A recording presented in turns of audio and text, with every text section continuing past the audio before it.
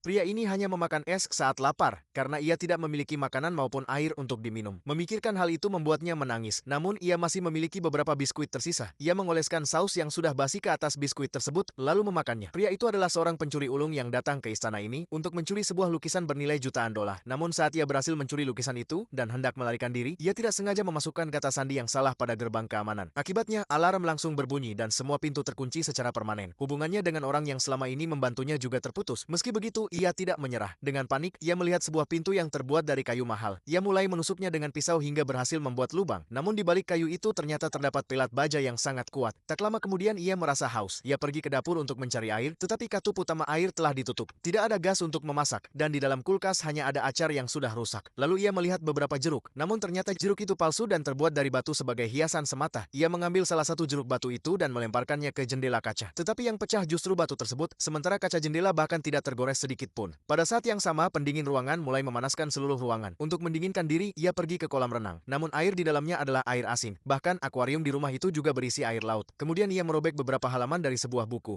Membakarnya menggunakan kaca pembesar, lalu mengarahkan asapnya ke detektor kebakaran. Seketika sistem pemadam otomatis aktif dan hujan buatan turun di seluruh rumah. Akhirnya ia mendapatkan air minum, tetapi semua perangkat elektronik di rumah itu rusak karena terkena air. Meski begitu, ia masih berharap bisa keluar. Ia mengumpulkan seluruh perabotan rumah, menariknya ke satu tempat, lalu melepas tirai besar dan merakit sebuah tangga darurat. Ia memecahkan sebuah vas bunga yang sangat mahal dan menggunakan pecahannya untuk melindungi matanya. Perlahan-lahan ia memanjat ke atas dan mencoba merusak bagian tepi atap. Namun bagian itu terpasang sangat kuat dengan sekrup yang tertanam dalam semen. Ia kemudian membuat berbagai alat sederhana dari kayu dan mulai membuka sekrup-sekrup tersebut satu persatu. Akhirnya setelah semua papan berhasil dilepas, ia membuka sekrup terakhir. Sebelum pergi, ia menuliskan sebuah pesan di dinding. Kemudian ia menaiki tangga dan akhirnya berhasil keluar dari tempat itu.